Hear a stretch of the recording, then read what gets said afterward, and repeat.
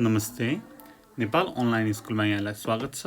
आज हामी most common error how to use भन्ने भिडियो छ है। अब प्राय चाहिँ इरर हुने हैन, त्यसलाई चाहिँ इम्प्लिमेन्ट गर्न कन्फ्युज हुने वर्डहरू छ, भर्बहरू छ, नाउनहरू छ हैन। क्यान र मे को बारेमा, वुमन एन्ड वुमेन र लेन र बरोको बारेमा हेर्छौँ है। र अब यसपछि चाहिँ कन्फ्युज हुन पाइएन है, यो हेरेपछि चाहिँ भन्दै मैले सुरु गरेँ। अब फर्स्टमा त क्यान एन्ड मेबाट सुरु गरौँ है। ओके ल, यहाँ छ क्यान, यतापट्टि मेको कुरा गरौँ, क्यान एन्ड मे। अब हामीले क्यान र मेको बारेमा एकदमै डिटेल रूपमा भिडियोहरू बनाएका छौँ। त्यसमा चाहिँ हैन एकदम सूक्ष्म रुलहरू पनि हेरेका छौँ। यहाँ चाहिँ म ओभरअल एउटा के भनेको छ मात्रै भन्छु है त। क्यान भनेको capability, the ability to do something हैन। तपाईँले केही काम गर्न सक्नुहुन्छ, तपाईँसँग त्यो एबिलिटी छ भनेदेखि चाहिँ तपाईँले क्यानको प्रयोग गर्नुहुन्छ। क्यानको मिनिङ चाहिँ capability or ability to do something भनेर बुझिन्छ है। र यो चाहिँ क्यान चाहिँ समटाइम्स है इन्फर्मल वेमा पर्मिसन दिनको लागि पनि युज हुन्छ कि त समटाइम्स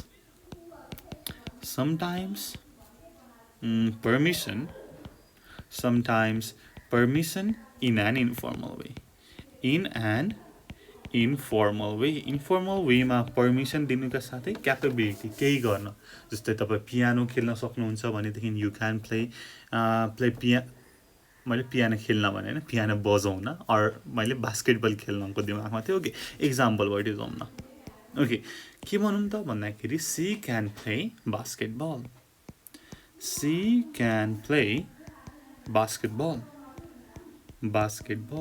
उसँग बास्केटबल खेल्ने एबिलिटी छ, उसको क्यापेबिलिटी के हो त बास्केटबल खेल्नु। सिमिलरली यसको चाहिँ क्वेसन बनाउँदाखेरि क्यान सी प्ले अथवा क्यान यु प्ले बास्केटबल भनेर क्वेसन बनाउँदाखेरि हामीले क्यान अगाडि राखेर सुरु गर्यो। अब क्यानको नेगेटिभ के हुन्छ, कान्ट अथवा can not. Okay, she can't play basketball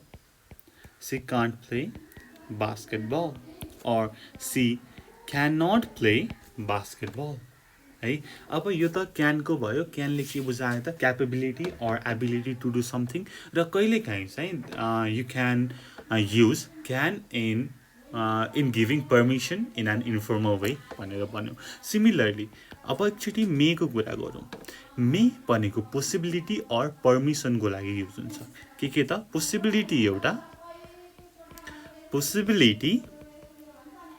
र पर्मिसनको लागि है। केही तपाईँ गर्न सक्नुहुन्छ भनेर पर्मिसन दिनु पर्यो भनेदेखि may, or to say something is possible तपाईँले पोसिबिलिटीको बारेमा युज गर्न सक्नुहुन्छ। Okay, example, I may attend the meeting this weekend. I may attend the meeting this weekend भनेर भन्यो भने के बुझिन्छ त, म यो हप्ता मिटिङमा आउने छु हैन। पोसिबिलिटीको कुरा गरेको छ, आउन नि सक्छु नआउन पनि सक्छु, 50-50 को कुरा गरेको छ। ठिक छ, I may attend to the meeting this weekend भनेको पोसिबिलिटीको कुरा गरेको है। यो भनेको पोसिबिलिटी भनेर भनिएको। ठिक छ, अर तपाईँले पर्मिसनको लागि युज गर्नुभयो भने मे आई हेभ अ बिस्किट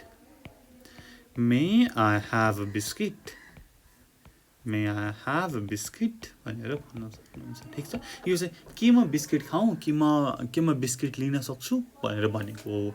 यो चाहिँ के त पर्मिसनको लागि आस्क गरेको। ठिक छ, पर्मिसन। ओके, सिमिलरली अब एकचोटि अर्को एउटा इक्जाम्पल हेरौँ। I may play the piano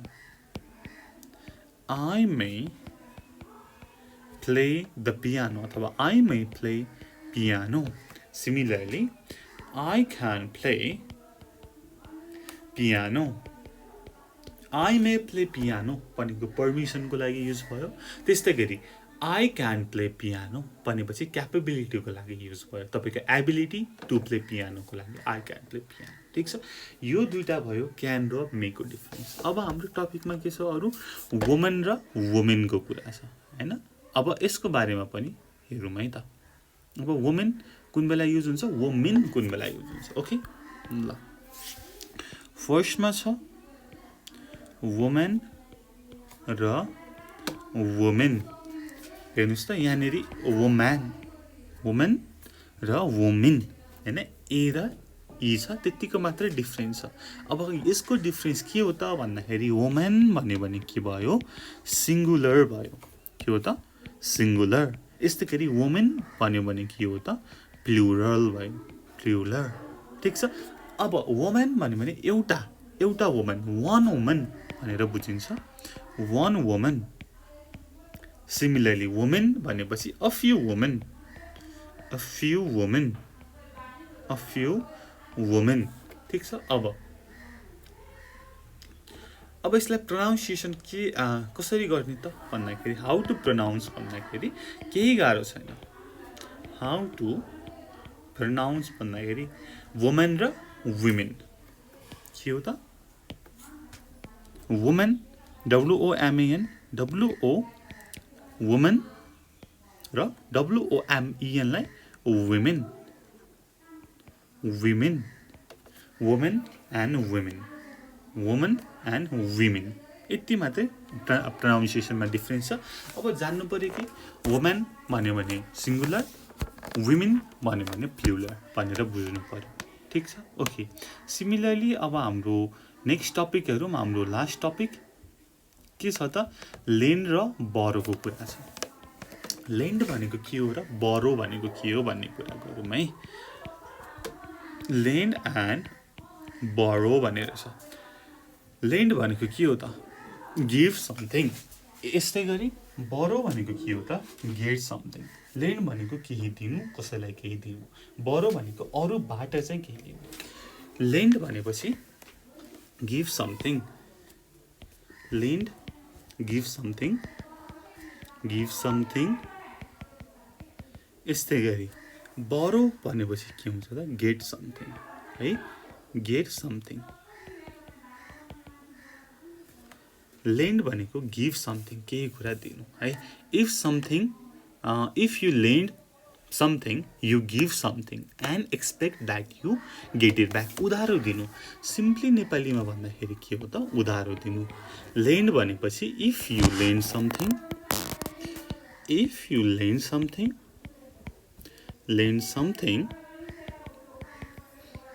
you give something. तपाईँले केही दिनुभयो, तपाईँको साथीलाई आफ्नो बुक दिनुभयो, पेन्सिल दिनुभयो, कलम दिनुभयो र उसलाई त्यसको काम सकेपछि चाहिँ मलाई फिर्ता दियोस् भनेर एक्सपेक्ट गर्नुहुन्छ।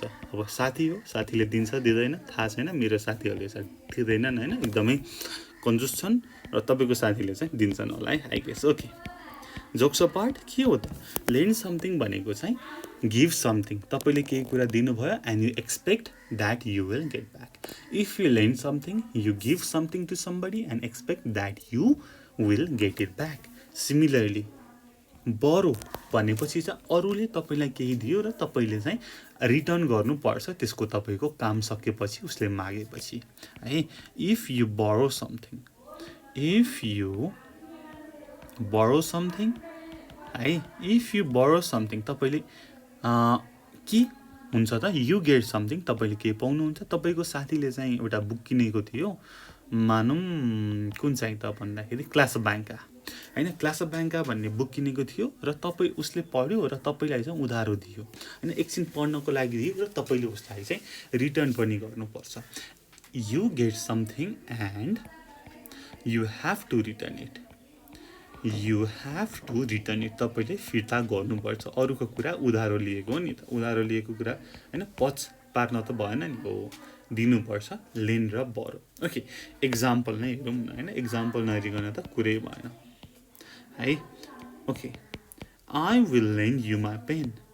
अब क्लासमा होइन, अब क्लास टेस्ट हुन लागेको थियो, तपाईँको साथीको चाहिँ के त पेन नै थिएन। भनेदेखि उसले भन्यो can I borrow your pen भनेर भन्दाखेरि तपाईँले I will lend you my pen अथवा तपाईँले सिधै I will lend you my pen भनेको चाहिँ म तिमीलाई मेरो पेन दिन्छु र तिमीले पेन लेखिसकेपछि मलाई उधारो मलाई फिर्ता दिनुपर्छ भनेर तपाईँले चाहिँ एक्सपेक्ट गर्नुहुन्छ ठिक छ you expect that your friend will give that pen back ठिक छ लेन्ड भनेपछि similarly I can't lend you more money म तिमीलाई अब पैसा दिन सक्दिनँ पैसा उधारो दिन सक्दिनँ I can't lend you more money भनेर छ ठिक छ अब एकचोटि बरोको पनि एक्जाम्पल हेरौँ है okay बरोको can I borrow your pain के म तिम्रो पेन उधारो लिन सक्छु भनेपछि म लिन्छु मेरो क्लास टेस्ट सकिसकेपछि अथवा त्यो पेनको काम सकेपछि म उसलाई फिर्ता पनि दिन्छु can I borrow your pen similarly can I borrow some money के म केही पैसा तिमीसँग उधारो लिन सक्छु मसँग हुने बित्तिकै तिमीलाई दिन्छु होइन हो म चाहिँ तिमीलाई रिटर्न दिन्छु can I borrow some money भनेर भन्यो ओके अब हामी कन्क्लुजनमा आऊ हामीले यो भिडियोमा यति गऱ्यौँ अब क्यान र मेमा क्यान भनेको क्यापेबिलिटी हो the ability to do something यस्तै गरी मे भनेपछि पोसिबिलिटी अर पर्मिसनको कुरा आउँछ सिमिलरली वुमेन भन्यो भनेदेखि सिङ्गुलर वुमेन भन्यो भने plural women singular women plural यस्तै गरी अब अर्को के हुन्छ पर्सन भन्यो भने सिङ्गुलर पिपुल भन्यो भने प्लुरल है हामीले सिङ्गुलर प्लुरलको बारेमा धेरै भिडियोहरू बनाएका छौँ कसरी युज गर्ने भन्ने तपाईँहरूले हाम्रो सिङ्गुलर प्लुरल पनि हेर्न सक्नुहुनेछ नेपाल अनलाइन स्कुलको इङ्ग्लिसको प्लेलिस्टमा गएर सिमिलरली लेन्ड भनेको तपाईँले केही दिनुभयो र त्यो चिज मलाई फिर्ता आउँछ भनेर एक्सपेक्ट गर्दै हुनुहुन्छ बरो भनेको केही कुरा लिनुभयो र त्यो कुरा तपाईँले रिटर्न गर्नुपर्छ भनेदेखि बरो ठिक छ ओके यो त भयो हाम्रो थोरै होइन most common error how to use भन्ने एउटा भिडियो हामीले छोटो मिठो गऱ्यौँ र तपाईँलाई यो भिडियो कस्तो लाग्यो र तपाईँले के बुझ्नु भएन होइन यसको बारेमा चाहिँ हामीलाई भनिदिनु होला है र यति भन्दै यो भिडियो यहीँ टुङ्ग्याउन चाहन्छु thank you so much for watching until next time goodbye keep learning जय चन्द्र सूर्य पिस